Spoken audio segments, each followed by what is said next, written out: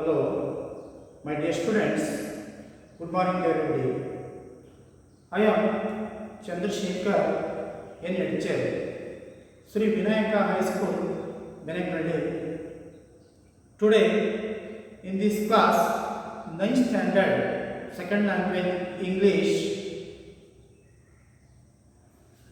the three questions. This lesson written by Count Leo Tolstoy.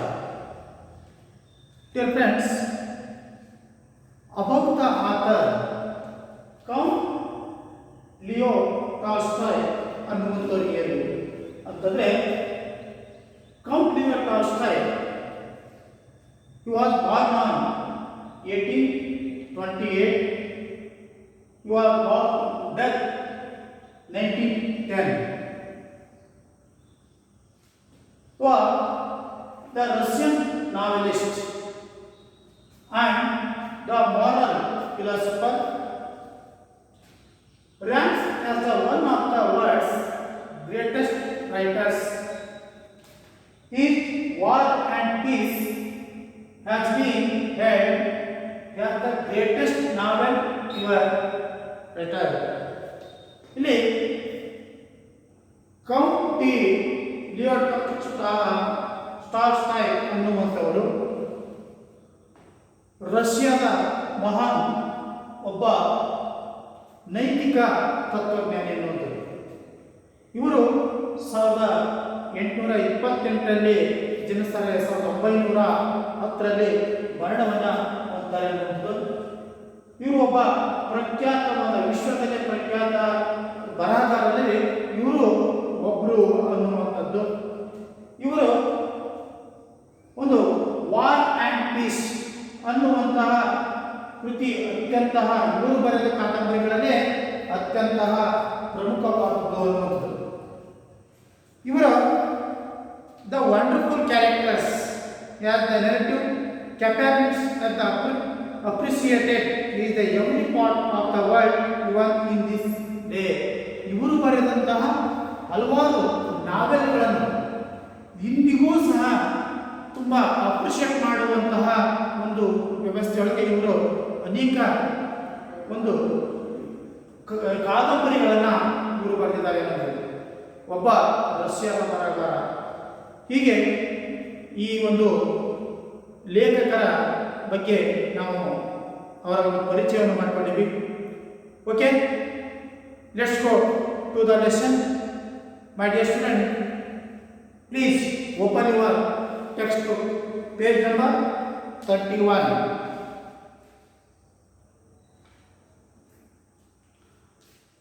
I will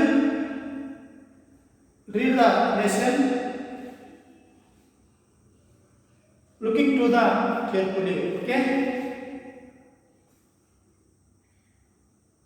we need to approach three questions, means three questions, ಮೂರು ಪ್ರಶ್ನೆಗಳು. Okay, three questions ಅಂದ್ರೆ this lesson written by Count Leo Tolstoy ಅವರು ಬರೆದಂಥದ್ದು. A king has three questions and he is seeking answers to them. What are the questions? Does the king get what he wants? Read to find out. The thought came to a certain king that he would never fail if you know three things. What is the first one? What is the right time to begin something? Second one, who should a king listen to? Third one, what is the most important thing for a king to do? There are three questions. The king therefore sent messenger throughout this kingdom, promising a large sum to anyone who would answer these three questions. Many wise men came to the king, but they all answered his questions differently. In reply to the first question, some said the king must prepare a timetable and then follow it strictly. Others said that it was impossible to decide in advance the right time for doing something. The king should do whatever said necessary at the time. That other said that the king needed a council of wise men who would help him at the proper time. But then others said that there were some things which could be urgent. Their things could not wait for the decision of the council. In order to decide the right time for doing something, it is necessary to look into the future, and only magicians could do it. That the king therefore would have to go to magicians.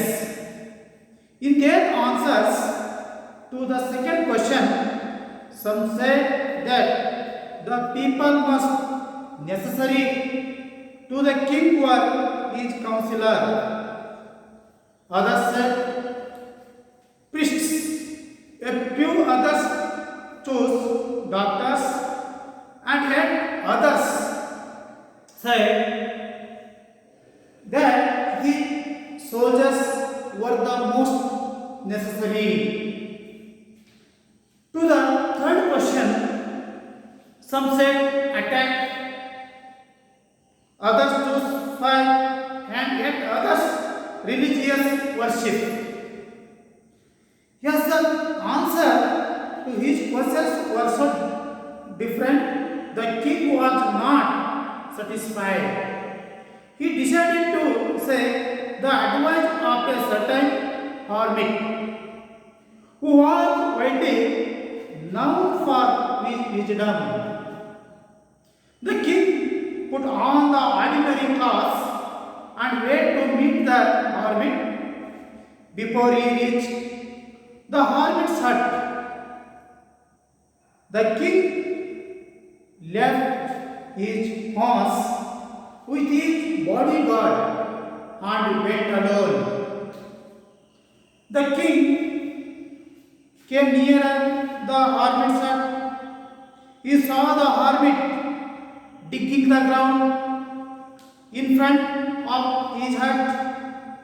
He greeted the king and continued the digging. The king went up to the hermit and said, I have come to you, wise hermit, to ask you to answer 3 questions. And he repeated the questions.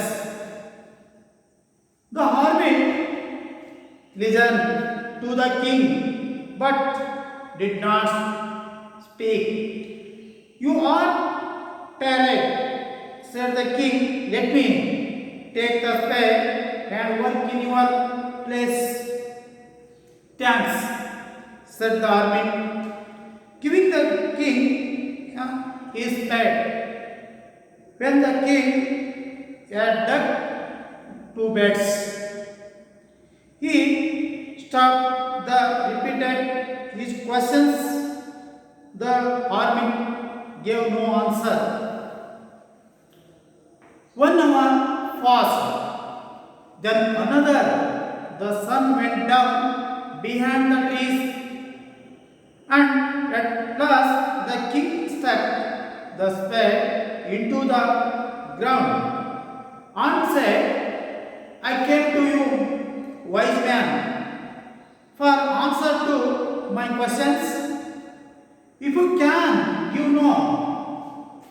answer, tell me so, and I will return home. Here comes someone running, said the hermit. The king returned round and saw the bearded man running and saw a bearded man towards them. His hands were pressed against his stomach.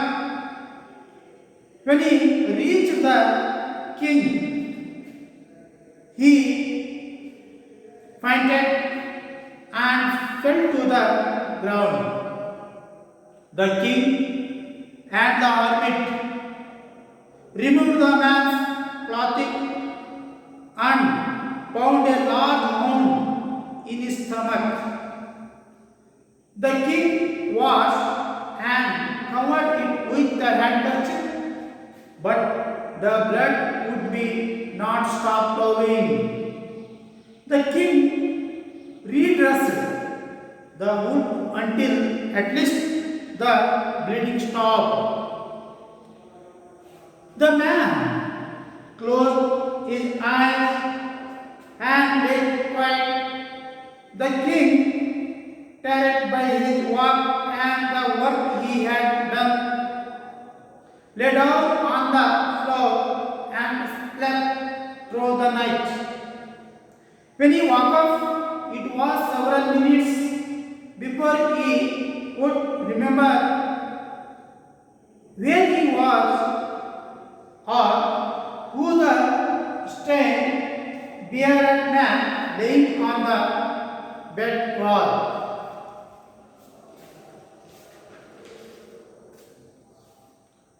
Forgive me, said the bearded man in a weak voice when he saw that the king was awake. I do not know. You have nothing to forgive you for, said the king. You do not know me, but I know you.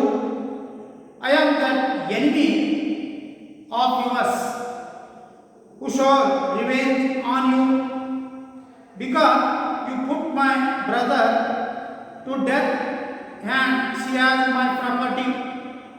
I had made up my mind to kill you on your way home, but the day passed and you did not return. So I left my hiding place and I came upon your bodyguard who recognized me and wounded me. I escaped from him, but I should have died if you had not dressed my wounds. I wish to kill you, and you have saved my life. Now, if I knew, I will serve you as your most faithful servant.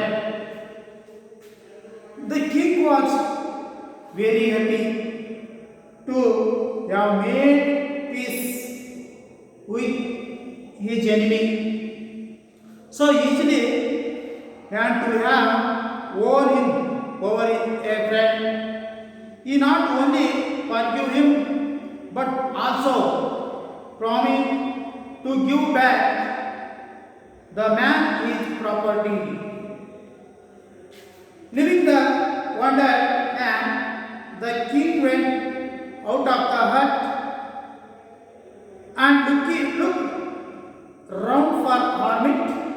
The king went up to the hermit and said, for the last time, I beg you to answer my questions, wise man.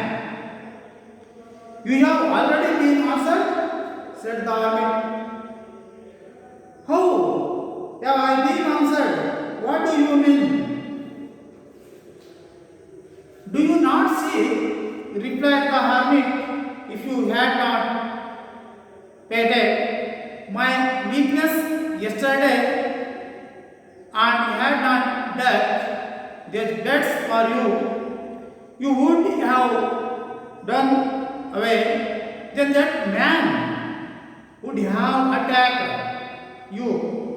So the most important time was when you were digging the beds, and I saw the most important man, and to do me good was your most important business.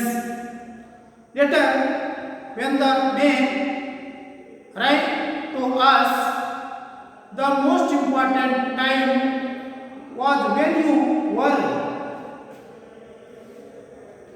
caring for him, because if you had not dressed his wounds, he would have died without having made peace with you. So, she was the most important man, and what you did for him was your most important business. Reminder then, there is only one time that is important, and the time is now. It is the most important time because it is the only time we have any power to act. The most necessary person is the person you are with at a particular moment. The most important business is to do that person good, because we are sent into this world for that purpose alone. Okay? ನೋಡ ಅದು 3 questions ಏನು, ಅದರ ರಾಜನಿಗೆ ಇದ್ದಂತಹ ಆ 3 ಪ್ರಶ್ನೆಗಳೇನು ಅಂತ ನಾವಿಲ್ಲಿ 3 questions this lesson is count here start ಆಗಿ ಬರೆದಂತಹ ಒಂದು 3 ಪ್ರಶ್ನೆಗಳು. A king has 3 questions here. The king got 3 questions here. He is seeking answer to them. What are the questions? To ask king that what he wants read to find out. ನೋಡಿ, ಈ 3 ಪ್ರಶ್ನೆಗಳು, 3 ಪ್ರಶ್ನೆಗಳನ್ನು ಕೇಳಿ ಆ ಪ್ರಶ್ನೆಗಳಿಗೆ ಉತ್ತರಗಳನ್ನು ಇಲ್ಲಿ ಕೇಳ್ತಾ ಇದ್ದಾನೆ. ಆ 3 ಪ್ರಶ್ನೆಗಳೇನು ಅನ್ನುವಂಥದ್ದನ್ನ ಕೆಳಗಡೆ ನಾವು ನೋಡೋಣ. The thought came to a certain king that he would never fail if you know 3 things. ಅಂದ್ರೆ ಒಬ್ಬ ಯಾರೋ ಆ ರಾಜನಿಗೆ ಸಲಹೆಯನ್ನು ನೀಡಿದಂತೆ. ಏನು ಸಲಹೆ ಅಂತಂದ್ರೆ, ಈ 3 ಪ್ರಶ್ನೆಗಳನ್ನು ಯಾರು ಪ್ರಶ್ನೆಗಳಿಗೆ ಉತ್ತರವನ್ನು ಪಡೆದುಕೊಂಡಿರ್ತಾರೋ ಅವರು ಜೀವನದಲ್ಲಿ ಯಾವಾಗಲೂ ಶಾಶ್ವತವಾಗಿರ್ತಾರೆ. ಅಂತಂದ್ರೆ ಇಲ್ಲಿ ಕೆಲವೊಂದು ಸಮಸ್ಯೆಗಳನ್ನು ಅವರು ಬಗೆಹರಿಸಿಕೊಂಡು ಒಂದು ನೆಮ್ಮದಿಯ ಜೀವನವನ್ನು ಅವರು ಮಾಡ್ತಾರೆ ಅನ್ನುವಂಥದ್ದನ್ನ ಅಲ್ಲಿ ಯಾರೋ ಹೇಳ್ತಾರೆ 3 ಪ್ರಶ್ನೆ. ಆ 3 ಪ್ರಶ್ನೆಗಳಿಗೆ ರಾಜ ಉತ್ತರವನ್ನ ಹುಡುಕಲಿಕ್ಕೆ ಪ್ರಾರಂಭ. ಹಾಗಾದ್ರೆ 3 ಪ್ರಶ್ನೆಗಳೇನು ಅನ್ನೋದು. First one, what is the right time to begin something? ಅಂದ್ರೆ ಕೆಲಸವನ್ನ ಪ್ರಾರಂಭಿಸಲಿಕ್ಕೆ ಸರಿಯಾದ ಸಮಯ ಯಾವುದು ಅನ್ನುವಂಥದ್ದು. ಈ ಕೆಲಸ ಪ್ರಾರಂಭ ಮಾಡ್ತಾರೆ, ಸರಿಯಾದ ಸಮಯ ಯಾವುದು ಅನ್ನುವಂಥದ್ದು. ಅಂದ್ರೆ ಹೇಗೆ ಕೆಲಸವನ್ನ ಮಾಡಬೇಕು ಅನ್ನುವುದು. Who should a king listen to?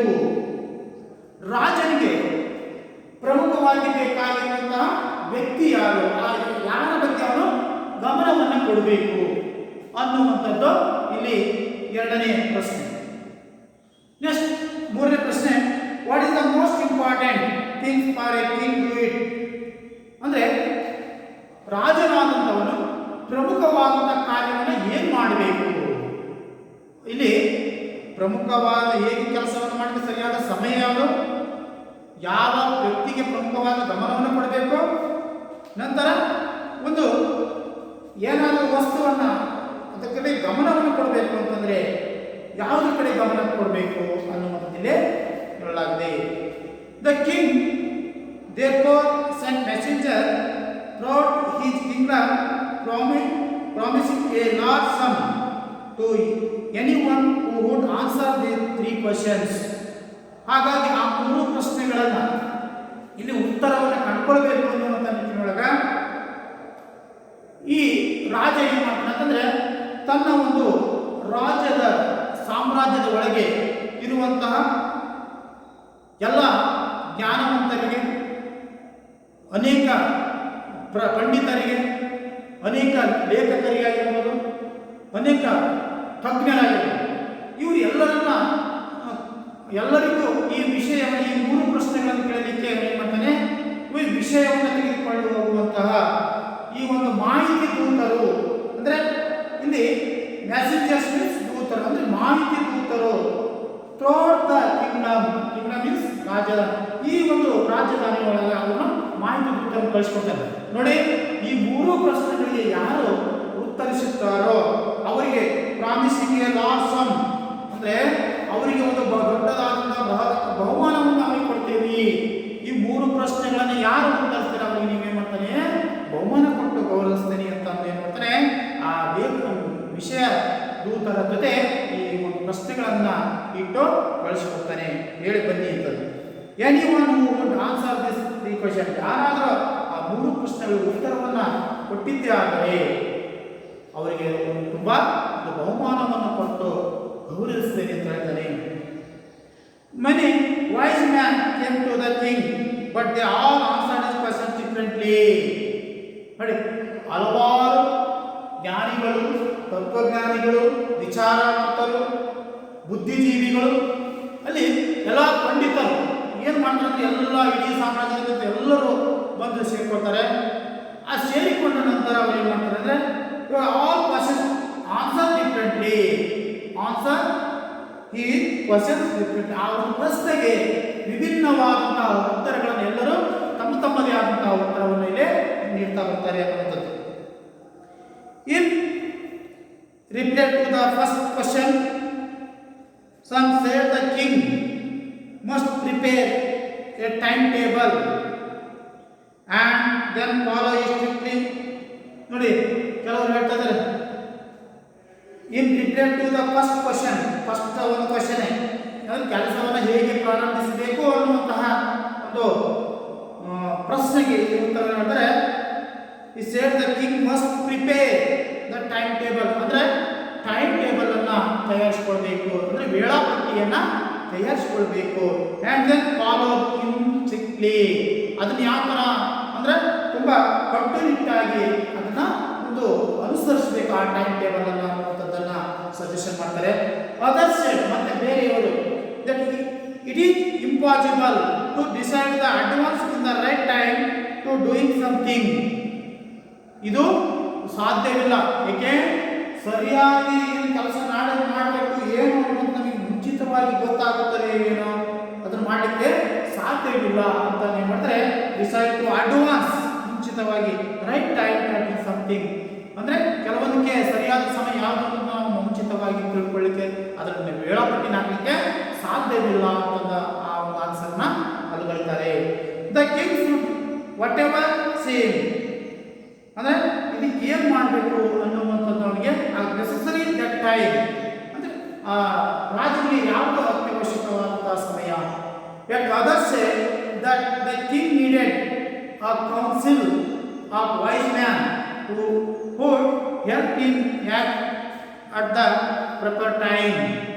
ಮತ್ತೆ ಕೆಲವರು ಹೇಳ್ತಾರೆ ರಾಜನಾದವನು ಒಂದು ಕೌನ್ಸಿಲ್ ಅಂದರೆ ಒಂದು ಸಮಿತಿ, ಒಂದು ಮಂತ್ರಿಮಂಡಲ ಅನ್ನ ರಚಿಸಬೇಕು. ಆ ಅಂದರೆ ಯಾಂತ ಮಂತ್ರಿಮಂಡಲ ಜ್ಞಾನವಂತರು, ವಯಸ್ಸಿನ ಬುದ್ಧಿವಂತರ ಒಂದು ಕೌನ್ಸಿಲ್, ಒಂದು ಮಂತ್ರಿಮಂಡಲವನ್ನು ರಚನೆ ಮಾಡಿಕೊಂಡನು. ವುಡ್ ಹೆಲ್ಪ್, ಅವರ ಒಂದು ಸಹಾಯದಿಂದ, ಆ ಒಂದು ಮಂತ್ರಿಮಂಡಲ ಏನು ಸಜೆಷನ್ ಕೊಡುತ್ತೋ ಆ ಒಂದು ಸಹಾಯದಿಂದ ಏನು ಮಾಡೋದು, ಪ್ರಿಪೇರ್ ದ ಟೈಮ್, ಅದು ಸರಿಯಾದ ಸಮಯ ಆಗಿರುತ್ತೆ. ಆಗ ಅದನ್ನು ಅಲ್ಲಿ ಕೆಲವರು ಹೇಳ್ತಾ ಇದ್ದಾರೆ. But then others say there were some things which could not urgent. ಆದರೆ ಕೆಲವರು ಹೇಳ್ತಾರೆ ತುರ್ತು ಸಂದರ್ಭದಲ್ಲಿ ಏನು ಮಾಡಬೇಕು, ಕೌನ್ಸಿಲ್ ಮಾಡಬೇಕು, ಅದೆಲ್ಲ ಮಾಡೋಕ್ಕೆ ಟೈಮ್ ಬೇಕಾಗಲ್ಲ. ಅದಕ್ಕೆ ತುರ್ತು ಅರ್ಜೆಂಟ್ ಇದ್ದಂಥ ಸಂದರ್ಭದಲ್ಲಿ ಯಾಕೆ ಏನು ಮಾಡೋಕ್ಕಾಗುತ್ತೆ ಅನ್ನುವಂಥದ್ದನ್ನು ಸಹ ಕೆಲವರು ಹೇಳ್ತಾರೆ. There things would not wait for the decision of the council. ಯಾಕೆಂತಂದರೆ ಯಾವುದೇ ಒಂದು ಕೆಲಸವನ್ನು ಬೇಗ ಮಾಡಬೇಕು, ಕೌನ್ಸಿಲ್ ಎಲ್ಲ ಸಭೆ ಸೇರಿ ಚರ್ಚೆ ಮಾಡಿ ಆಮೇಲೆ ಅದು ನಿರ್ಧಾರ ಬರೋ ಮಟ್ಟಿಗೆ ಕಾಯಕ್ಕಾಗೋದಿಲ್ಲ ಟೈಮ್. ಹಾಗಾಗಿ ಈ things would not wait for the decision for the council in order to decide in the right time of the doing something. ಏನಾದರೂ ಮಾಡ್ಬೇಕಾದ್ರೆ ಆ ಕೌನ್ಸಿಲ್ ಆರ್ಡರ್ ಆದೇಶದವರೆಗೆ ಕಾಯಕ್ಕಾಗುತ್ತೆ ಕೆಲವೊಂದು ಸಂದರ್ಭದಲ್ಲಿ, ಹೌದಾನೆ? ಹಾಗಾಗಿ ಅದು ಸಾಧ್ಯವಿಲ್ಲ ಅನ್ನುವಂಥದ್ದನ್ನು ಕೆಲವು ವಿಜ್ಞಾನಿಗಳು ಹೇಳ್ತಾರೆ. It is the necessary to look in to the future. ಅಂದರೆ ಏನು ಫ್ಯೂಚರ್, ಹೌದಾ? ಫ್ಯೂಚರ್ ಮೀನ್ಸ್ ಭವಿಷ್ಯ. ಭವಿಷ್ಯದಲ್ಲಿ ಏನು ಬೇಕು ಅದನ್ನ ನಾವು ಮಾಡಬೇಕಾಗುತ್ತೆ. ನೆಸೆಸರಿ ಮೀನ್ಸ್ ಅವಶ್ಯಕತೆ. Look at the future and only magicians would do it that the king therefore would have to go to magicians. ಅಂದರೆ ಇಲ್ಲಿ ಅನೇಕ ಮಂತ್ರವಾದಿಗಳು, ಜ್ಯೋತಿಷ್ಯ ಅಂತ ಕರಿತೀವಿ, ಅವರ ಒಂದು ಮಾರ್ಗದರ್ಶನದಲ್ಲಿ ಮಾಡಬೇಕು. ಏನಾದರೂ ಅರ್ಜೆಂಟ್ ಇರ್ತಂದ್ರೆ ಅವರಿಂದ ಸಹಾಯವನ್ನು ಪಡೆದುಕೊಂಡು ಆ ಕೆಲಸವನ್ನು ರಾಜನಾದಂಥ ಮಾಡಬಹುದು ಅಂತಂದು ಕೆಲವರು ಸಲಹೆಯನ್ನು ಕೊಡ್ತಾರೆ. In there answers to the second question, ನೋಡಿ ಸೆಕೆಂಡ್ ಕ್ವಶನ್ ಏನಿದೆ, ದ ಸರಿಯಾದಂತಹ ವ್ಯಕ್ತಿ ಯಾರು ಅನ್ನೋದು, ಅಂದರೆ ಯಾವ ವ್ಯಕ್ತಿ ಕಡೆ ಗಮನ ಕೊಡಬೇಕು ಅನ್ನೋದು. ಇಲ್ಲಿ the answer to the there question, second question, some said that the people most necessary to the king were is councillor. ಹೌದಾ? ಅಂದರೆ ಕೆಲವರು in there some second question, some said that people most necessary to the king were the counselor. ಅಂದರೆ ಒಬ್ಬ counsellor ಸಹಾಯದಿಂದ ಈ ಒಂದು ಮಾಹಿತಿಯನ್ನು ತೆಗೆದುಕೊಂಡು ಇಟ್ಟುಕೊಂಡು ಅವನು ಆ ಕೌನ್ಸಿಲರ್ಗೆ ಮಹತ್ವವನ್ನು ಕೊಡಬೇಕು ಅನ್ನುವಂಥದ್ದಿಲ್ಲಿ ಹೇಳ್ತಾ ಇದ್ದಾರೆ. ಅಂದರೆ ಕೌನ್ಸಿಲರ್ ಅನ್ನುವಂಥದ್ದು ಬಹಳ ಅಲ್ಲಿ ರಾಜನ ಅವಶ್ಯಕವಾದಂಥ ವ್ಯಕ್ತಿ ಅಂತ ಹೇಳಿ. ಅದರ್ ಸೈಡ್ ಪ್ರಿಸ್ಟಸ್ ಮೀನ್ಸ್ ಏನು ಪೂಜಾರಿಗಳು ಅಥವಾ ಪುರೋಹಿತರು, ಅವರ ಪ್ರಮುಖವಾದಂಥ ವ್ಯಕ್ತಿ, ಅವ್ರಿಗೆ ಆದ್ಯತೆ ಕೊಡಬೇಕು ಅಂತಂದು ಹೇಳ್ತಾರೆ. ಈ ಫ್ಯೂ ಅದರ್ಸ್ ಚೂಸ್ ಡಾಕ್ಟರ್ಸ್, ಕೆಲವರು ವೈದ್ಯರನ್ನ ಇಟ್ಕೋಬೇಕು, ಅವ್ರಿಗೆ ಪ್ರಾಮುಖ್ಯತೆಯನ್ನು ಕೊಡಬೇಕು ಅಂತ ಹೇಳ್ತಿದ್ದಾರೆ. And hat others say that each soldiers were the most necessary ಅಂತ. ಕೆಲವರು ಈ ಒಂದು ಮೋಸ್ಟ್ ನೆಸೆಸರಿ ಅತ್ಯವಶ್ಯಕವಾಗಿದ್ದರೆ ಸೋಲ್ಜರ್ಸ್, ಸೈನಿಕರಿಗೆ ಹೆಚ್ಚು ಪ್ರಮುಖವಾದ ಆದ್ಯತೆಯನ್ನು ಕೊಡಬೇಕು ಅನ್ನುವಂಥದ್ದನ್ನಲ್ಲಿ ಹೇಳ್ತಾ ಇದ್ದಾರೆ. To the third question, some say attack others choose fight at others religious worship. ಅಂದರೆ ಥರ್ಡ್ ಕ್ವಶನ್ ಅಂದರೆ ರಾಜನಲ್ಲಿ ಏನು ಕಾರ್ಯವನ್ನು ಮಾಡಬೇಕು. ಇಲ್ಲಿ ಹೇಳ್ತಾರೆ the third question, some said attack ಅಂದರೆ ದಾಳಿ ಆಗುವ ಸಂದರ್ಭದಲ್ಲಿ ಅದರ್ಸ್ ಚೂಸ್ ಫೈಟ್, ಯುದ್ಧವನ್ನು ಮಾಡಬೇಕು. ಅದರ್ಸ್ ರಿಲಿಜಿಯಸ್, ಕೆಲವರು ಏನು ಹೇಳ್ತಾರೆ ದಾಳಿ ಆದಂಥ ಸಂದರ್ಭದಲ್ಲಿ ರಾಜ ಯುದ್ಧವನ್ನು ಮಾಡಬೇಕು ಅಂತ ಕೆಲವರು ಹೇಳ್ತಾರೆ. ಕೆಲವರು ಹೇಳ್ತಾರೆ ರಾಜನಾದಂತನು ಈ ಲೋಕದ ಅಥವಾ ಸಾಮ್ರಾಜ್ಯದ ನೆಮ್ಮದಿಗಾಗಿ ಅಥವಾ ಉಳಿವಿಗಾಗಿ ಇಲ್ಲಿ ಧಾರ್ಮಿಕ ಒಂದು ರಿಲಿಜಿಯಸ್ ವರ್ಷಿಪ್, ಧಾರ್ಮಿಕ ವಿಧಿವಿಧಾನಗಳು ಮಾಡಬೇಕು ಅಂತಂದು ಹೇಳ್ತಾರೆ ಅನ್ನೋದು. As the answers to his questions were so different. ಹೌದಾ? ಹೀಗೆ ಎಲ್ಲರೂ ನಾನಾ ಥರದ ಉತ್ತರಗಳನ್ನು ಹೇಳಿದಂಥ ಸಂದರ್ಭದಲ್ಲಿ different answers. The king was not satisfied. ಇವನ್ನೆಲ್ಲ ಕೇಳಿದಂಥ ರಾಜನಿಗೆ ಯಾವುದು ಮಾಡಬೇಕು ಯಾವುದು ಬಿಡಬೇಕು ಅಂತ ಗೊಂದಲ ಆಗ್ತಾ ಇದೆ. ಆ ಸಂದರ್ಭದಲ್ಲಿ ಏನು ಮಾಡ್ತಾನೆ ಅಂದರೆ ಇದು ಒಂಥರ ಅವನಿಗೆ ತೃಪ್ತಿನೇ ಆಗೋದಿಲ್ಲ. ಸ್ಯಾಟಿಸ್ಫೈಡ್ ಮೀನ್ಸ್ ತೃಪ್ತಿ. he decided to seek the advice of a certain hermit who was very known for his wisdom. ಅಂದರೆ ಅಲ್ಲಿ ಯಾರೋ ಒಬ್ಬರು ಅವನ ಒಂದು ಸಹಚರಿಗಳಾಗಿರ್ಬೋದು ಅಥವಾ ಅವನಿಗೆ ಪ್ರೀತಿಯಿಂದ ಯಾವುದೋ ಒಬ್ಬ ವ್ಯಕ್ತಿ ಏನು ಮಾಡ್ತಾರೆ ಅಂದರೆ ಅವ್ರು ಸಲಹೆಯನ್ನು ಕೊಡ್ತಾರೆ. ಇಲ್ಲ, ನಿಮ್ಮ ಪ್ರಶ್ನೆಗಳಿಗೆ ಉತ್ತರವನ್ನು ಕೊಡಬೇಕಂತಂದರೆ, ಉತ್ತರ ಸಿಗಬೇಕಂದ್ರೆ ಸನ್ಯಾಸಿಗಳಿಂದ ಮಾತ್ರ ಸಾಧ್ಯ. ಹಾಗಾಗಿ ಆ ಸನ್ಯಾಸಿ ಅಂತಂದ್ರೆ ಅವರು ಜ್ಞಾನವಂತರು, ಆ ಜ್ಞಾನಿಗಳು ಆಗಿರ್ತಾರೆ. ಅಂತಹ ಜ್ಞಾನಿಗಳಂತ ಮಾತ್ರ ನಿಮಗೆ ಇಂತಹ ಪ್ರಶ್ನೆಗಳಿಗೆ ಉತ್ತರ ಸಿಗುತ್ತೆ ಅನ್ನುವಂತಹ ಮಾಹಿತಿಯನ್ನು ಅವರಿಗೆ ಸಲಹೆಯನ್ನು ಕೊಟ್ಟಾಗ ಸಂದರ್ಭದಲ್ಲಿ ಏನ್ ಮಾಡ್ತಾರೆ ರಾಜ ಅಂತಂದ್ರೆ, the king put all ordinary class and went to meet the hermit. ಆಗ್ತಲ್ಲ ಅಂತಂದು ಅವನು ಓಕೆ ಆಗ ಸರಿ ಅಂತಂದು ಏನ್ ಮಾಡ್ತಾನೆ, ವಿಚಾರವನ್ನು ಮಾಡಿದಂತಹ ರಾಜ ಹಾರ್ಮೆಟ್ ಆ ಸನ್ಯಾಸಿಯನ್ನ ಹತ್ರ ಹೋಗ್ಲಿಕ್ಕೆ ಯಾವ ತರ ಹೋಗ್ತಾನೆ ಅಂದ್ರೆ, ರಾಜನ ಒಂದು ಏನು ಯೂನಿಫಾರ್ಮ್ ಇರ್ತಲ್ಲ ಅದನ್ನು ಬಿಟ್ಟು ಆರ್ಡಿನರಿ ಸಾಮಾನ್ಯ ಜನರು ಧರಿಸುವಂತಹ ಉಡುಪನ್ನ ಧರಿಸಿ ಹೋಗ್ತಾ ಇದ್ದಾನೆ ಅನ್ನೋದು. ಆರ್ಡಿನರಿ ಮೀನ್ಸ್ ಸಾಧಾರಣವಾದಂತಹ ಉಡುಪುಗಳನ್ನು ಧರಿಸಿ ಹೋಗ್ತಾ ಇದ್ದಾನೆ. ಬಿಫೋರ್ ಈ ರೀಚ್ ದ ಹಾರ್ಮಿಟ್ ಹಟ್, ನಂತರ the king left his horse and his body guards and went alone. ಮತ್ತು ರಾಜನಾದಂಥವನು ಆರ್ಡಿನರಿ ಡ್ರೆಸ್ ಅನ್ನು ಹಾಕಿಕೊಂಡು ಒಂದು ಕುದುರೆಯಲ್ಲಿ ಏರಿ ತನ್ನ ಬಾಡಿ ಗಾರ್ಡ್ ಜೊತೆ ಹೋಗ್ತಾ ಇದ್ದಾನೆ. ಹೋದ ಮತ್ತು ಆರ್ಮಟವರು ಅರಣ್ಯದಲ್ಲಿ ಇರ್ತಾರೆ. ಅರಣ್ಯದಲ್ಲಿ ಅಥವಾ ಊರಿನಿಂದ ಹೊರಗಡೆ ದೂರದ ಒಂದು ಶಾಂತವಾದ ಸ್ಥಳದಲ್ಲಿ ಇರ್ತಾರೆ. ಅಂಥ ಸಂದರ್ಭದಲ್ಲಿ ಇವನು ರಾಜನಾದಂಥವ್ರು ಏನು ಮಾಡ್ತಾರೆ, ತನ್ನ ಆರ್ಡಿನರಿ ಡ್ರೆಸ್ ಅನ್ನು ಹಾಕಿಕೊಂಡು ಕುದುರೆಯನ್ನು ಕಟ್ಕೊಂಡು ಕುದುರೆಯನ್ನು ಏರಿ ನಂತರ ತನ್ನ ಬಾಡಿ ಗಾರ್ಡ್ ಅಂಗರಕ್ಷಕನ ಜೊತೆ ಹೋಗ್ತಾರೆ. ಇನ್ನೇನು ಆ ಗುಡಿಸಲು ಆರ್ಮಿಟ್ ಮೀನ್ಸ್ ಗುಡಿಸಲು ಆ ಸನ್ಯಾಸಿಯ ಗುಡಿಸಲು ಹತ್ರ ಬರೋಕ್ಕಿಂತ ಮೊದಲೇ ಸ್ವಲ್ಪ ದೂರದಲ್ಲಿ ಏನು ಮಾಡ್ತಾನೆ ಅಂತಂದ್ರೆ, ಈ ರಾಜನಾದಂಥವನು ಆ ಕುದುರೆ ಮತ್ತು ಬಾಡಿ ಗಾರ್ಡ್ ಅನ್ನು ಅಲ್ಲೇ ಬಿಟ್ಟು ಇವನು ತಾನೊಬ್ಬನೇ ಅಲ್ಲಿ ಹೋಗ್ತಾ ಇದ್ದಾನೆ. ಅಲೋನ್ ವೆಂಟ್ ಅಲೋನ್ ಹೋಗ್ತಾನೆ. As the king came near the hermit hut, ರಾಜ ಏನ್ ಮಾಡ್ತಾನೆ, ಆ ಸನ್ಯಾಸಿಯ ಗುಡಿಸಲಿನ ಹತ್ರ ಬರ್ತಿದ್ದಾನೆ. He saw the hermit digging the ground in front of the hut. ಆ ಸನ್ಯಾಸಿ ಮಾಡ್ತಾನೆ, ಗುಡಿಸಲಿನ ಎದುರುಗಡೆ ಆ ಮುಂಭಾಗದಲ್ಲಿ digging the ground. Digging the ground ಅಂದ್ರೆ ಭೂಮಿಯನ್ನ ಅಗೆಯುವುದು, ಅಂದ್ರೆ ಗಿಡ ಮರಗಳನ್ನ ಕಡಿಲಿಕ್ಕೆ ಹೇಗೆ ಗುಣಿಗಳಂತ ನಾವು ಕರಿತೀವಿ ಅವುಗಳನ್ನ ಅಗಿತಾ ಇದ್ರು ಅಂತ. ಈ ಅಗಿಯುವಂತಹ ಸಂದರ್ಭದಲ್ಲಿ ತಾವು ಏನ್ ಮಾಡ್ತಾನೆ ಅಂತಂದ್ರೆ, ಈ grated the king the continued the king. ಅವನು ಆ ಹಾರ್ಮಿಟ್ ಏನ್ ಮಾಡ್ತಾನೆ, ರಾಜನಿಗೆ ಸ್ವಾಗತವನ್ನು ಮಾಡ್ತಾನೆ. ಸ್ವಾಗತ ಮಾಡಿ ಕಂಟಿನ್ಯೂ ದ ಡಿಗ್ಗಿಂಗ್, ಮತ್ತೆ ತನ್ನ ಕೆಲಸವನ್ನ ಮುಂದುವರಿಸ್ತಾನೆ ಅನ್ನುವಂಥದ್ದು. ಆ ಭೂಮಿಯನ್ನು ಅಗೆಯುವುದನ್ನ ಮುಂದುವರಿಸ್ತಾನೆ. The king went up to the hermit and seed.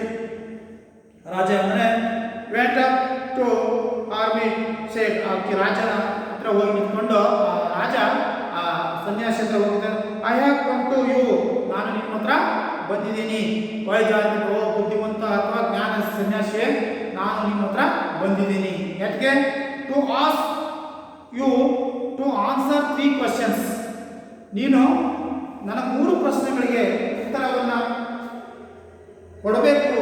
ನೀವು ಉತ್ತರ ಕೊಡ್ತೀರಿ ಅಂತ ನಾನು ಪ್ರಶ್ನೆಗಳನ್ನು ತಿಳ್ಕೊಂಡು ಹತ್ರ ಬಂದಿದ್ದೀನಿ. And I repeated the questions. ಮತ್ತೆ ರಾಜ ಏನು ಮಾಡ್ತಾನೆ, ಆ 3 ಪ್ರಶ್ನೆಗಳನ್ನು ಮತ್ತೆ ಅವನಿಗೆ ಕೇಳ್ತಾ ಇದ್ದಾನೆ ಅನ್ನೋದು. The hermit listen to the king but did not speak.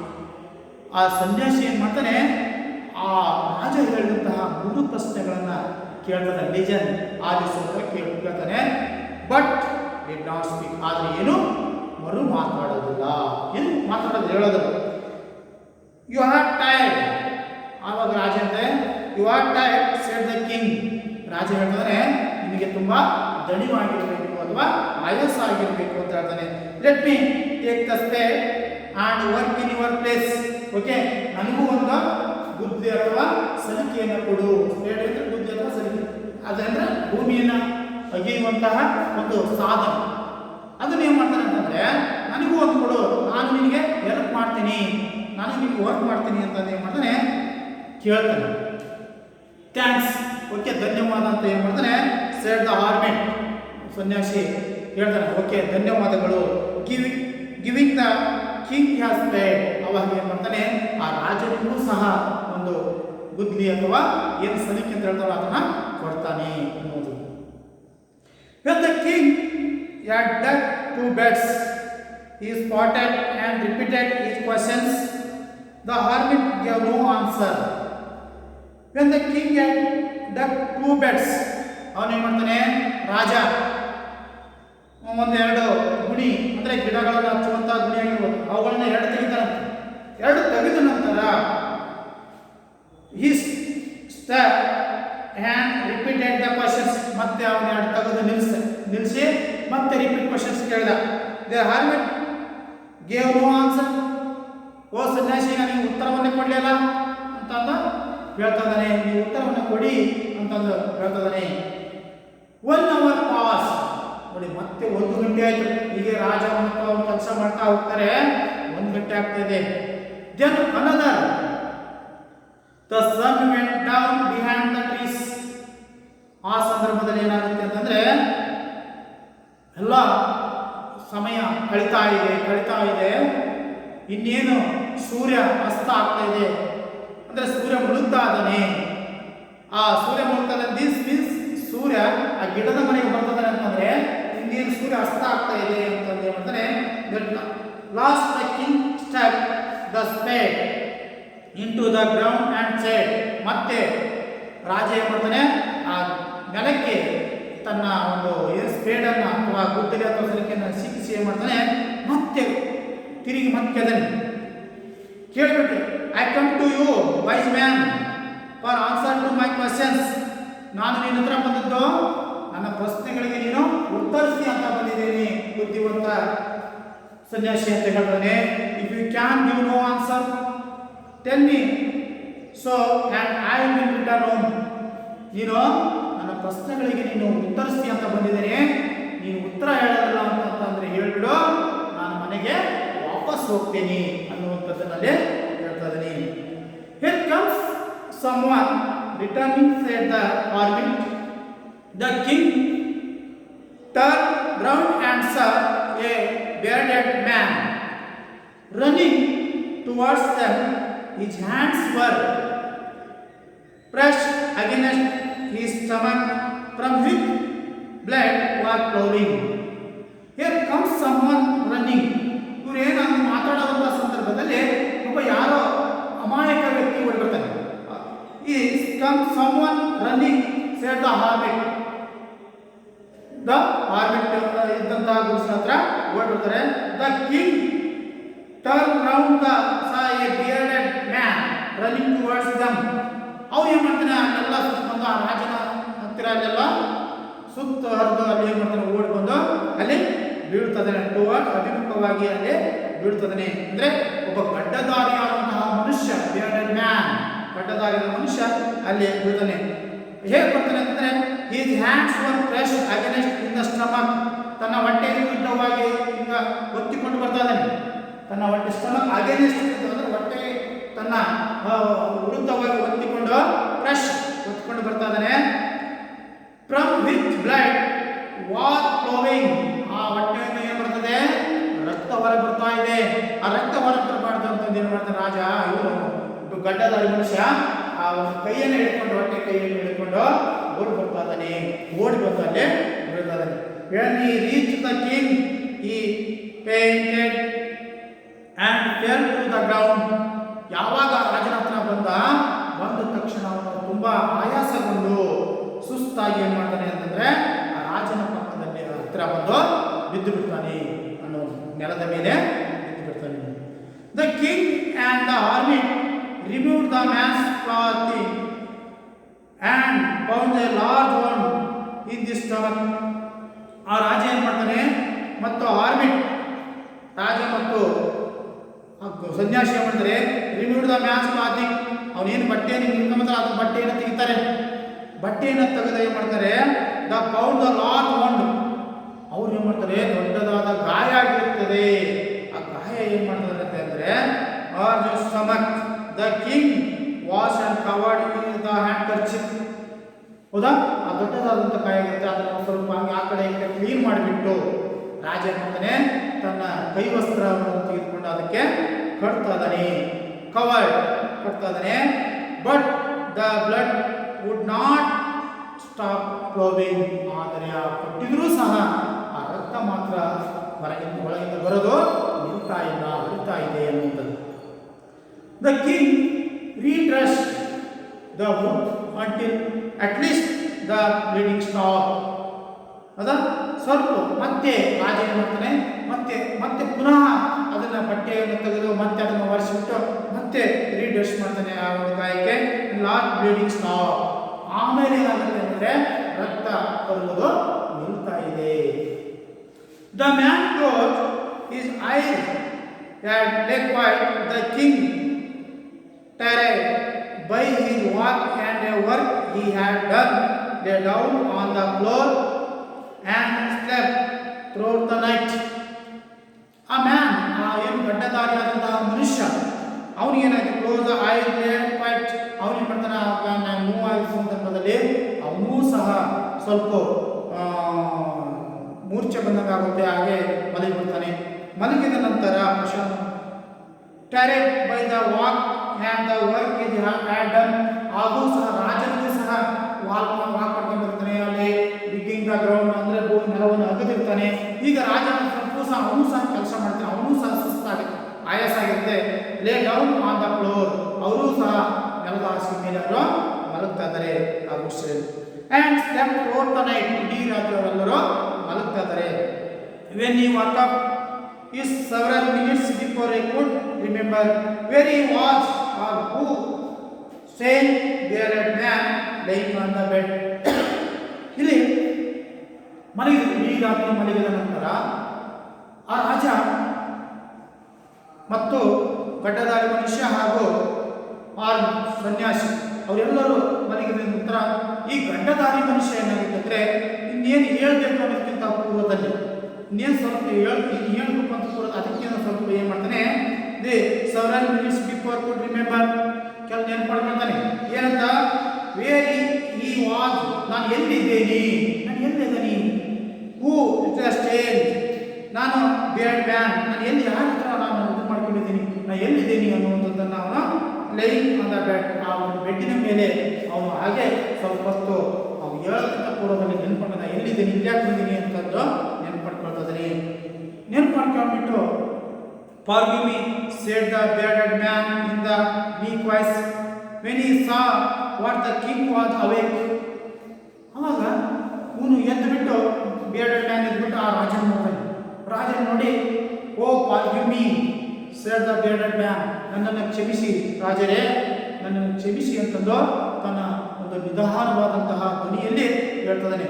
When he saw the king was awake, ಅವಾಗ ಆ ರಾಜನನ್ನು ಎಬ್ಬಿಸಿ ಇದನ್ನ ನನ್ನನ್ನು ಕ್ಷಮಿಸಿ ಅಂತಂದು ಹೇಳ್ತದಾನೆ. I do not know you have nothing to forgive you for said the king. ಅವ ರಾಜನ ಆಶ್ಚರ್ಯ ಆಗುತ್ತೆ, ನನ್ನನ್ನು ಕ್ಷಮಿಸು ಅಂತ ಕೇಳ್ತದ, ನಾನೇನು ಮಾಡಿದ್ದೇನೆ ನಿಮಗೆ, ನಾನು ಏನೂ ಮಾಡಿಲ್ಲಲ್ಲ, ನಾನೇನು ನಿನ್ನ ಕ್ಷಮಿಸ್ತೀನಿ, ನಾನು ನಿನಗೇನು ಮಾಡಿಲ್ಲ ಅಂತ ನೀನು ನನಗೆ ನಾನ್ಯಾಕ ನಿನ್ನನ್ನು ಕ್ಷಮಿಸ್ತೀನಿ ಅಂತ ಅಂದು ಏನು ಮಾಡ್ತಾನೆ, ಒಂಥರ ಗೊಂದಲ ಆಗ್ತಾಯಿದೆ. You do not know but I know you, you do not know but I do love, and your swore revenge on you because you put my brother in death shear in property. ನಾನು ಯಾರು ಅಂತ ನಿಮಗೆ ಗೊತ್ತಿಲ್ಲ, but ನೀವು ಯಾರು ಅಂತ ನನಗೆ ಗೊತ್ತು ಅಂತಂದು ಗಡ್ಡಧಾರಿ ಮನುಷ್ಯ ಹೇಳ್ತಿದ್ದಾನೆ. ಯಾಕೆಂತಂದರೆ ನಾನು ನಿನ್ನ ವೈರಿಯದನಿ, ಏಕೆ ಅಂತಂದರೆ because you put my brothers, ನನ್ನ ಸಹೋದರರ ಸಾಯಲಿಕ್ಕೆ ನೀನು ಕಾರಣ, ಯಾಕೆ ಸಾಯಿಸಿ ಸಿಯಾದ ಅಂದರೆ ವಶಪಡಿಸಿಕೊಳ್ಳು, ಪ್ರಾಪರ್ಟಿ ನಮ್ಮ ಇಡೀ ಜಮೀನನ್ನು ನೀನು ವಶಪಡಿಸಿಕೊಂಡಿದ್ರಿ, ಹಾಗಾಗಿ ನಿಮ್ಮ ಮೇಲೆ ನಾನು ನಿಮ್ಮ ವೈರಿಯದನಿ, ನಿಮ್ಮ ಮೇಲೆ ಸೇರ್ತೀನಿ. I have made up my mind you kill your home, ನಾನು ನಿಮ್ಮ ಮನೆಯಲ್ಲಿ ಕೊಲ್ಲಬೇಕು ಅಂತಂದು ಪ್ಲಾನ್ ಮಾಡಿದ್ದೆ. But the day pass and did not return, ನೀವು ನಿನ್ನೆ ಏನು ಮಾಡಿದ್ರಿ, ವಾಪಸ್ ಬರಲಿಲ್ಲ, ಹೌದಾ, ರಿಟರ್ನ್ ವಾಪಸ್ ಬರಲಿಲ್ಲ, ಹಾಗಾಗಿ but the day pass and you did not return so I left my hiding place, ನಾನು ಅವಕ್ಕಿಂತ ಒಂದು ಪ್ರದೇಶದಲ್ಲಿ ನೀವು ವಾಪಸ್ ಬರಲಿಲ್ಲ, ಹಾಗಾಗಿ ಹೊರ ಬಂದೆ. I came upon your bodyguard who recognize me wounded me, ನಿಮ್ಮ ಅಂಗರಕ್ಷಕ ಏನು ಮಾಡಿದ, ನನ್ನನ್ನು ಗುರುತಿಸಿ ನನ್ನನ್ನು ಕೊಲ್ಲಲಿಕ್ಕೆ ಬಂದ, ಆದರೆ ನಾನು ತಪ್ಪಿಸ್ಕೊಂಡು ಬಂದೆ, ಸ್ವಲ್ಪ ನನಗೆ ಗಾಯ ಸಹಾಯವಾಗಿದೆ. I escape from but I should have death if you have not brush my words.